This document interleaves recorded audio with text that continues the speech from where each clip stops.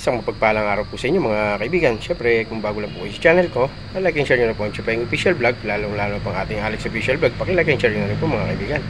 Siyempre, ang ating Kaputrip TV, paki-like and share nyo na rin po mga kaibigan. Siyempre, sa araw na ito mga kaibigan, magluluto tayo ng pinaksiw na bangus. Kaya ano pang hinahantay nyo? Tara, samahan nyo ako magluto.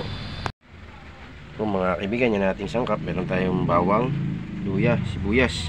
Meron tayong talong dyan, siling pula, siling green, may okra tayo. Meron tayong ampalaya, yung ating isda, yung ating bangus, meron tayong asin, mantika, suka, bechin, tsaka ating paminta. Yan, yung ating mga sangkap mga kaibigan.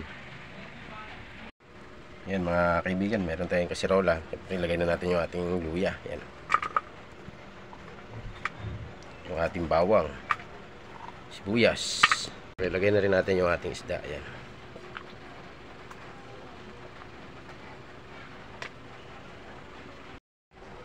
yan mga kaibigan, bali na ilagay na natin yung ating isda. Ilagay naman tayo ng ating asin. Yan o mga kaibigan, ating paminta,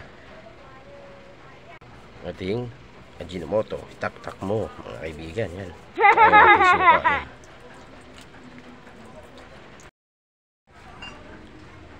bali nilagay na natin yung ating suka. Lagyan na rin tayo ng talong, yung ating talong. Yan, tsaka yung ating ampalaya. Yan, dami, daming gulay.